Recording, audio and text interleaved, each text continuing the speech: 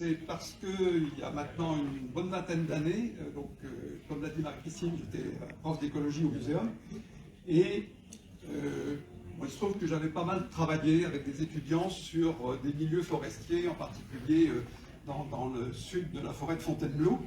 Donc, disons que j'avais quelques habitudes de ce qu'on appelle l'écologie forestière. Et puis, il se trouve que en 91 et puis 92, il y a eu comme on dit, des appels d'offres à des thèmes de recherche autour des milieux qu'on appelle fragmentés, c'est-à-dire les petits bouts qui restent, par exemple, par rapport à des grandes forêts, les petits milieux boisés que l'on peut trouver par-ci, par-là. Il faut dire que a priori, ce n'est pas un sujet de recherche, on se dit qu'est-ce que c'est que ça, puis nous, un peu, on s'est lancé d'une certaine façon, on dirait naïvement, en se disant mais qu'est-ce que c'est, qu'est-ce qu'on peut y trouver, d'où ça vient, est-ce que c'est des restes des vieilles forêts, après tous les défrichements qui se sont déroulés, comme l'a expliqué Marie-Christine depuis bien longtemps, ou bien qu'est-ce qu'il en est, et qu'est-ce que ça peut devenir. Donc les questions qu'on se posait, un peu naïvement, c'est qui sont-ils ces petits bois, d'où viennent-ils, quelle est leur histoire, et où vont-ils, quel est leur devenir dans nos paysages. Alors, on a choisi de travailler, alors pas tout à fait dans votre zone ici, mais sur l'ouest du Gâtinais, qui en fait est un paysage aussi de Beauce, de grande culture, avec des petits bois qui les parsèment. Donc on est sur le même type d'environnement que celui qui est tout autour d'ici. Et alors, on a choisi quelques petits bois, pour diverses raisons, et puis il y a, je dirais, comme une armada de chercheurs qui a débarqué, parce qu'on commence à se poser des questions. Qu'est-ce qu'il y a? C'est des questions de naturalistes. Mais comment c'est réparti? C'est des questions de géographes dans l'espace. Et puis d'où ça vient? C'est des questions d'archéologie, d'histoire. Et puis, qu'est-ce que ça peut devenir? C'est peut-être rencontrer les gens, savoir ce qu'ils en pensent, comment ils se projettent dans l'avenir avec ces éléments de paysage. Donc, en fait, j'ai fait la liste des disciplines qui avaient été convoquées pour le projet. De l'histoire, de l'archéologie, de la pédologie, de l'agronomie, de l'économie, de la géographie, de l'ethnobiologie, de la botanique, de la zoologie, de l'écologie. Et donc, plein de compétences se sont mobilisés pour étudier quelques bois, donc aux alentours de Puiseaux. Et alors on était assez naïf, très franchement, parce que même dans notre première idée, on disait c'est des restes de forêt, surtout quand on s'est aperçu avec des photos aériennes que les anciens terroirs étaient circulaires, très souvent autour des petits villages, et que les petits bois étaient plutôt en périphérie. Donc on se disait, c'est peut-être des choses qu'on a laissées un peu à l'extérieur des zones cultivées, pour diverses raisons. Donc, on se disait, allez, c'est peut-être des petits bouts de vieilles forêts qui nous restent. Qu'est-ce qui peut bien rester par rapport à ce qu'on connaissait dans des grandes forêts comme Fontainebleau ou comme Orléans, puisqu'on est entre ces deux grands massifs. Et alors là, on a eu quelques surprises, parce que, honnêtement, on n'a pas trouvé grand-chose là-dedans, quoi. Alors, il y a un bois, c'est pas une toute petite île perdue, c'est un bois qui s'appelle le bois de Bouchereau, qui fait quand même 39 hectares. Et puis ça c'est déjà un peu consistant, mais c'est comme une sorte de noyau d'un petit archipel d'îlots plus petits qui sont autour, et le tout vraiment très isolé quand même dans les espaces cultivés. Et rien que là, on a trouvé, j'ai repris les chiffres en allant fouiller dans notre rapport d'études, parce que ça remonte à 20 ans tout ça.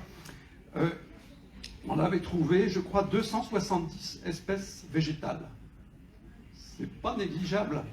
Si vous faites la comparaison avec Fontainebleau, 25 000 hectares, c'est à peu près 1500 espèces végétales.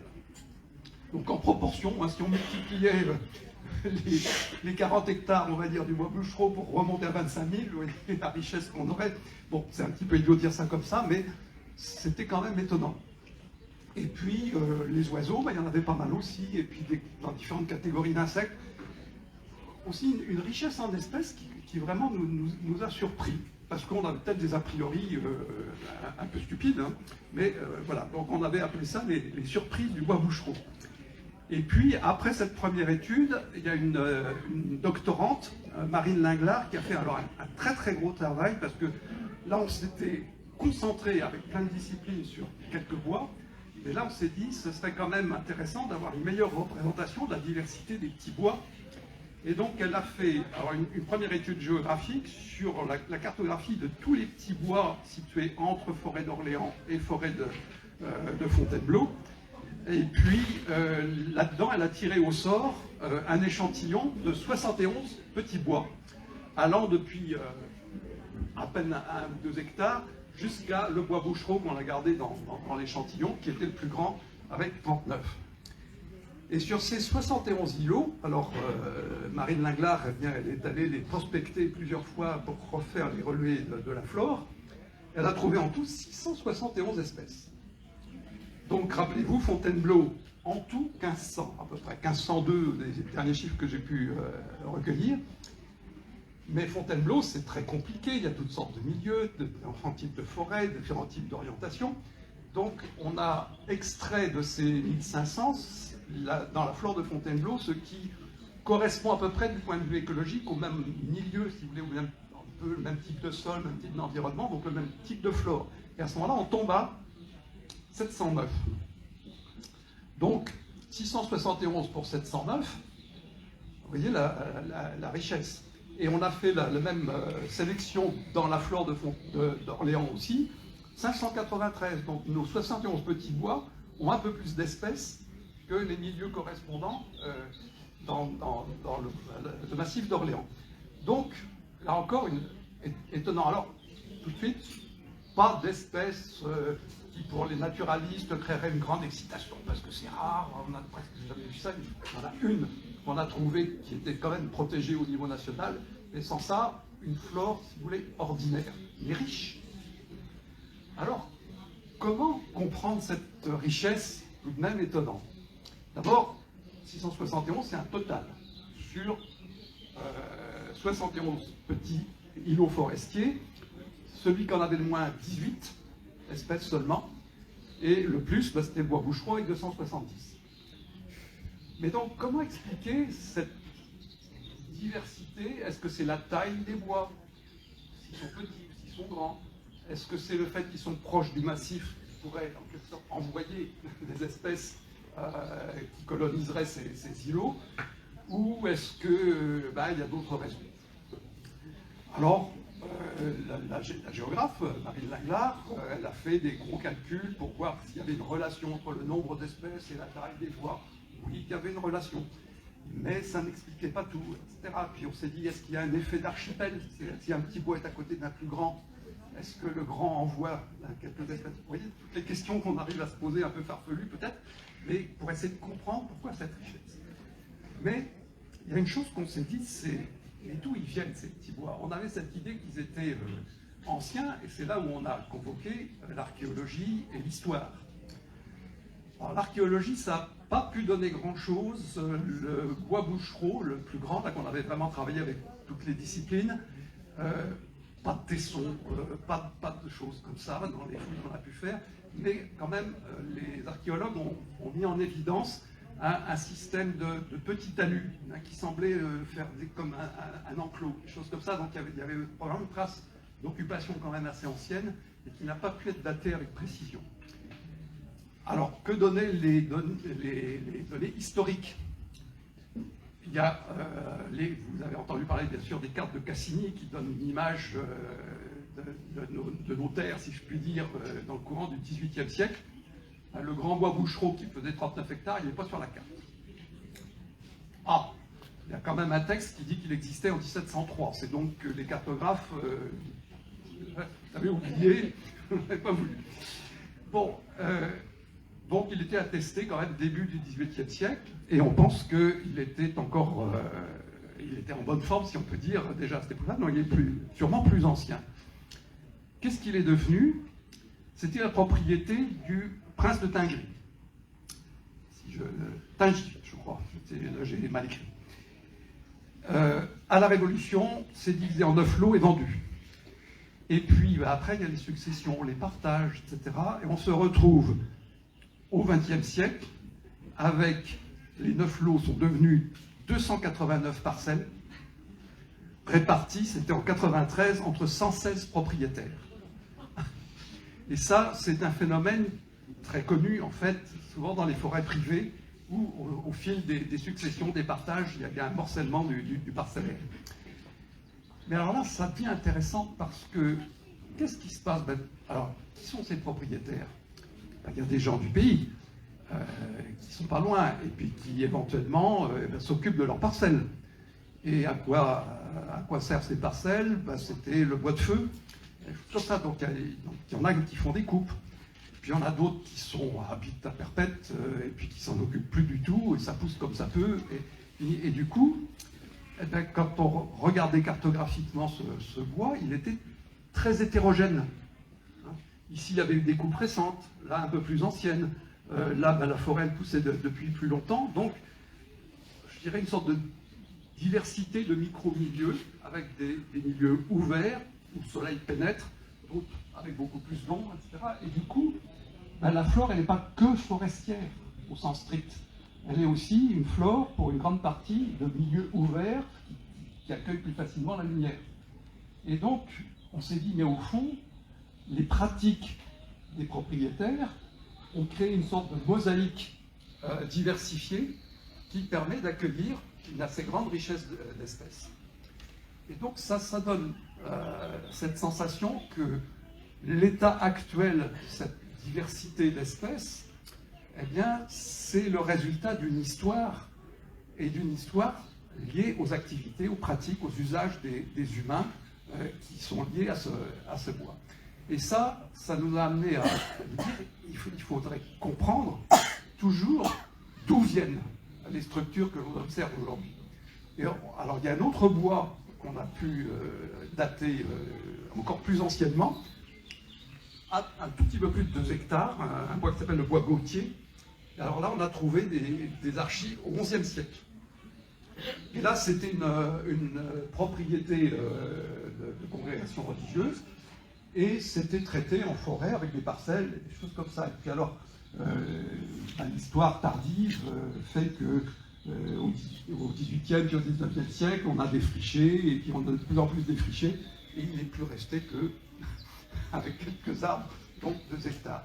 Mais alors ça a été amusant parce que j'avais un collègue spécialiste de toutes petites bêtes du sol qu'on appelle les colamboles, qui sont comme des petits insectes sans ailes, mais qui sont capables de sauter. Si vous fouillez dans de la litière, vous verrez peut-être des petits points blancs qui sautent. C'est des colamboles.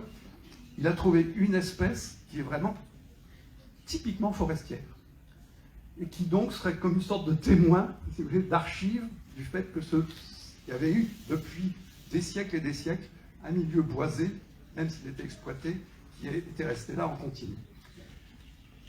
Donc cette idée, vous voyez, de la trajectoire dans le temps des milieux, c'est important, et on ne peut comprendre l'état actuel d'un petit bois, mais de bien d'autres choses. On pourrait faire exactement le même raisonnement pour des forêts bien plus grandes. On ne peut le comprendre que dans ces interactions avec les humains, à partir du moment où ils sont arrivés, se sont implantés, se sont installés, ont développé leurs usages, leurs pratiques. Donc l'épaisseur du temps, c'est important. Alors, arrivé à ce point, je n'ai pas trop employé un mot qui peut paraître quelquefois un gros mot, mais je vais vous en dire quelques petites choses. Et puis, comme j'avais intitulé mon exposé Biodiversité des petits bois de Beauce à la terre entière, c'est un peu ambitieux, je vais quand même vous emmener dans un autre pays après. Et ce mot, voilà, j'ai parlé de la diversité des plantes, j'aurais pu en parler de la diversité des insectes qui sont présents dans ces petits bois. Eh bien, on a un mot aujourd'hui que tout le monde a entendu, biodiversité. J'ai envie de faire un petit sondage qui se sent pas très à l'aise par rapport à ce mot pour savoir ce que ça veut dire. N'hésitez pas, qui ose lever le doigt pour dire je ne sais pas très bien ce que c'est. Allez-y. Donc tous ceux qui ne lèvent pas le doigt, c'est qu'ils sont à l'aise avec le concept. À l'aise? Ouais. Alors, qui veut me proposer ce que ça veut dire? Nous sommes actuellement en direct de la salle Drouot à Janville pour la conférence de Patrick Blandin sur la biodiversité des petits bois de Beauce. Vivant sur un endroit donné. Ouais, bien.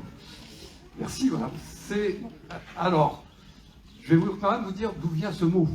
Parce que il est apparu, en fait, c'est vraiment une fabrication. Ça remonte à 1985.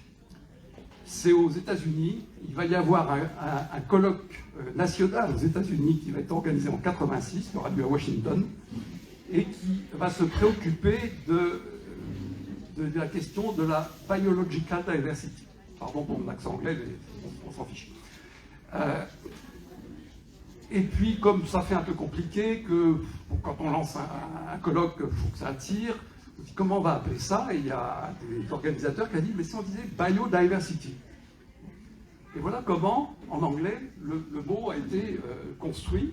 Donc, le colloque a donné lieu à un livre qui est sorti en 88 et qui s'est appelé Biodiversity. Et ce livre est, dans les milieux concernés, très, très connu. Il s'est répandu comme la poudre, si je puis dire, sur la planète entière. Je peux vous dire qu'en 89, au muséum, hop, on s'est mis à parler de biodiversité. On a francisé tout de suite, et ça y est, on se l'appropriait. Et donc, il a été inventé pour des raisons, vous voyez, de communication, sans être défini. Et si vous regardez dans le livre en question, vous ne trouvez pas d'effort, je dirais, conceptuel et scientifique précis pour donner une définition. Alors, pour dire vite, et Madame nous a donné une très bonne piste, dans un endroit donné, eh bien, vous pouvez déjà dire, regardez la diversité des espèces différentes qui occupent cet endroit. Et c'est ce qu'on va appeler la diversité des espèces ou diversité spécifique. Mais d'un endroit à l'autre, les espèces peuvent changer. Comme je vous le disais avec les petits bois, dans celui-là, il y a telles espèces, dans tel autre, ça. Donc, il faut élargir la vision et, du coup, tenir compte de la diversité des milieux qui sont dans le paysage. Et effectivement, si je ne parle pas seulement des petits bois, mais des prés, des cultures, des différentes cultures, on va parler d'une diversité de milieux à l'échelle d'un espace plus vaste, et là, on va parler de diversité écologique. Et puis, si je reprends une espèce particulière, eh bien, tous les individus qui la composent n'ont pas exactement le même génome. D'ailleurs, on parle tous d'ADN maintenant, c'est que chacun d'entre nous peut être reconnu par son ADN qui est différent de celui des autres, dans une certaine mesure. Eh bien, on peut parler de diversité génétique, c'est-à-dire la diversité des différents individus qui composent une espèce. Et vous avez vu qu'on a parlé tout à l'heure de variétés, de formes sélectionnées pour les cultures, etc. Les humains ont su organiser, transformer cette diversité génétique pour leur intérêt et créer, en quelque sorte, je vais guidé à créer, et obtenir des variétés particulières. Et donc, on a une diversité, là aussi, à ce niveau, qui a été pilotée, en quelque sorte, par les humains en fonction de leur projet. Et qui est sur la base de la diversité génétique disponible. Alors, nous voilà munis de cette définition, vous voyez, en 3 niveaux de la diversité génétique, la différence entre les individus, la variété des individus au sein d'une espèce, spécifique, la variété des espèces dans un espace déterminé, et écologique, la variété des milieux dans un espace plus vaste.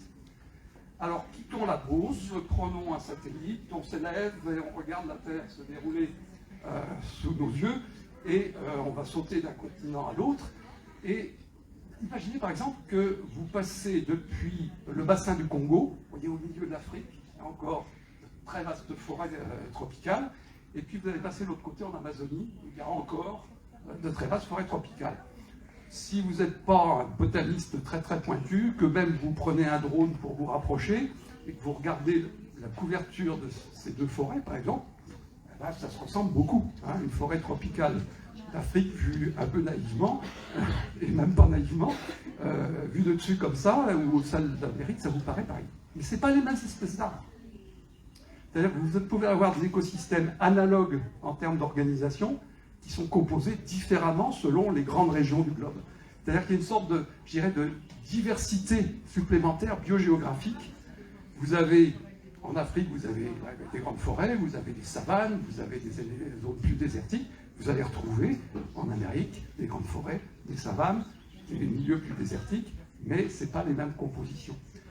Et donc, il y a aussi, vous voyez, on arrive à concevoir cette diversité à l'échelle de la planète, comme cette diversité de toutes les espèces que nous offre notre petite Terre, hein, et c'est une diversité en espèces, c'est aussi une diversité écologique. Alors, partout se pose la question de l'histoire, mais là on a parlé d'une histoire proche, hein, quelques siècles ou quelques millénaires. Je vais vous emmener plus loin dans le temps, mais pour ça, il faut que je vous montre, un petit instant que j'attrape quelque chose.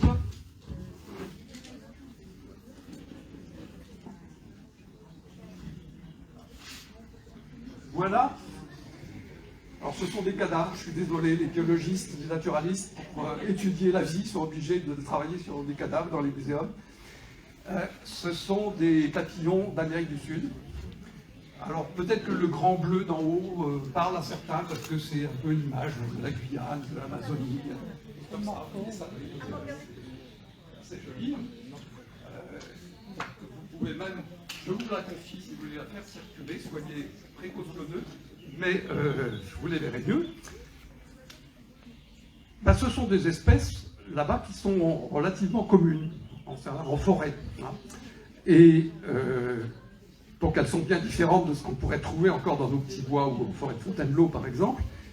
Mais on s'est posé la question, comme on pourrait se la poser, et certains se la posent sur notre faune française, comment cette diversité s'est créée. Là, vous avez 3 échantillons, seulement 3 spécimens d'un même genre, c'est-à-dire un même groupe d'espèces.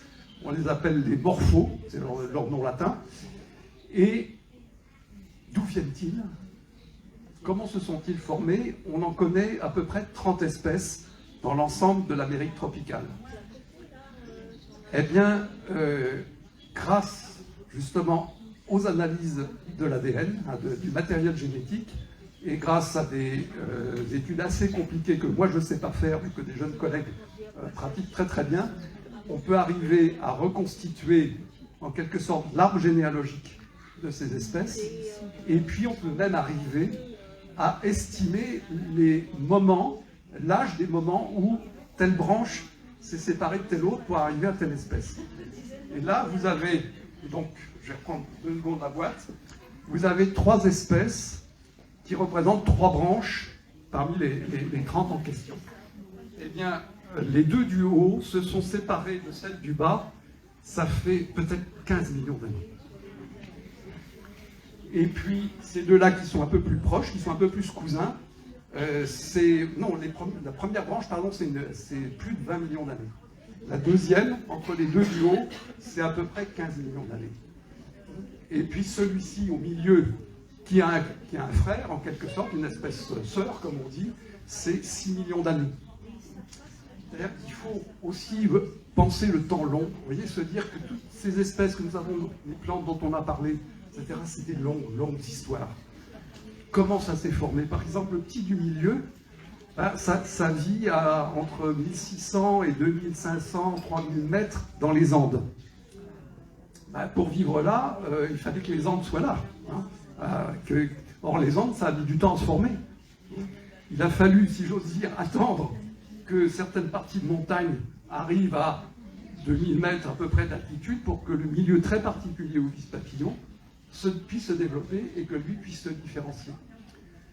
Donc, le message que je veux juste faire passer avec ce petit voyage à un autre bout de la Terre, c'est que tout ce monde vivant avec lequel que nous pouvons côtoyer, eh bien, il a une très très longue histoire. Très très longue histoire, et nous arrivons dans cette histoire, au fond, très tardivement. Alors, toute cette diversité, qui quelquefois nous... Enfin, moi, j'ai toujours été fasciné depuis tout gosse par ces papillons, donc c'est pour ça que je suis devenu ce que je suis maintenant. Mais il y a de la beauté, il y a de l'étonnement, il y a de la surprise. Bon, vous pouvez ne pas aimer le bleu, tant pis, et préférer le marron, mais il y a de quoi satisfaire, je dirais, à la fois notre curiosité simplement, et je dirais notre plaisir esthétique. Donc, nous avons, et vous avez vu les fleurs tout à l'heure, les orchidées, les autres, nous avons des relations compliquées avec tout ce monde vivant. Or aujourd'hui, j'espère que je suis à peu près dans le temps, or aujourd'hui, on nous parle de crise de la biodiversité. Vous avez entendu parler cette expression, on dit même, c'est la 6e crise. Réfléchissons. C'est quoi cette crise? Et surtout si on la compare aux précédentes. On dit, ah ben celle d'avant, la 5e, c'était quoi? Les dinosaures, 65 millions d'années, 65, 66 millions d'années. Les papillons, l'origine de tout ce groupe, c'est 40 millions d'années. Donc c'est un peu après, nettement après la disparition des dinosaures, mais leurs ancêtres encore plus anciens existaient du temps des dinosaures.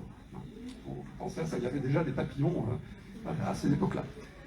Donc, les dinosaures, alors on discute de savoir si c'est la météorite qui leur a marché sur la queue et puis ils en sont morts, ou bien si ce sont des volcans qui ont indéfiniment, enfin pendant très longtemps, déversé de la poussière, choses comme ça dans l'atmosphère, ou les deux, ou une troisième chose en plus.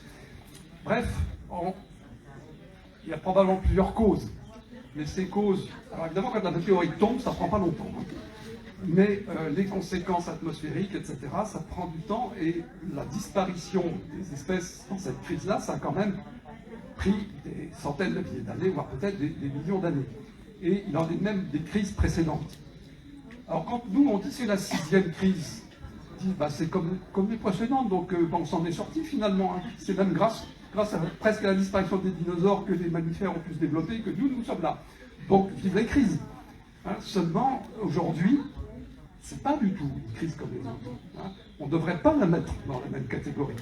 Parce que c'est la première fois qu'une espèce, en un rien de temps, à l'échelle de tout ça, bouleverse complètement la composition du vivant à la surface de la Terre. Alors comment se traduit ce bouleversement? Il y a des espèces qui s'éteignent. On dirait, il y a toujours eu des espèces à s'éteindre, d'accord, mais on accélère, hein, pour certaines, qui auraient peut-être aimé continuer plus longtemps. Et puis, si tant est qu'elles aient des sentiments, ça fait autre chose. Et puis, il n'y a pas que la disparition. Alors, on fait une comptabilité de ces disparitions. Alors, vous connaissez peut-être de nom l'Union internationale pour la conservation de la nature, qui publie des listes rouges des espèces menacées, etc. Donc, on fait un suivi. Mais il n'y a pas que la disparition, il y a la régression. Et cette régression, elle a plusieurs causes qui se combinent. Alors, dans quelle proportion, ça dépend des endroits. Mais vous avez une première cause qui est la fragmentation. Je vous ai parlé des petits bois, bon, c'est des fragments. Alors, certains sont d'ailleurs des nouvelles formations. Hein. On s'est rendu compte que certains, c'était des anciennes lignes qui se sont reboisées. Donc, il n'y a pas que des restes anciens. Mais toujours est-il que ces fragments ne peuvent pas héberger autant d'espèces que des étendues plus grandes. Et puis, plus ils sont isolés, plus les flux entre espèces, plus le brassage des individus est réduit, et donc plus chaque petite population locale perd en diversité génétique, hein, et donc perd peut-être en capacité de s'adapter à de nouvelles conditions. Donc il y a une fragilisation.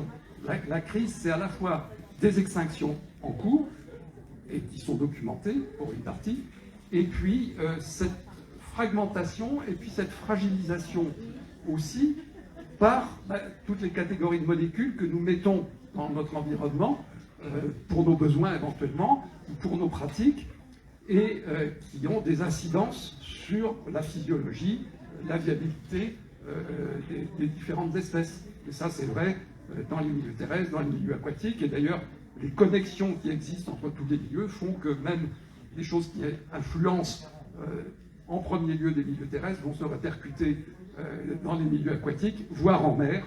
Hein, on le sait, moi en tant qu'un peu breton, les algues vertes, vous voyez ce que ça veut dire. Bon.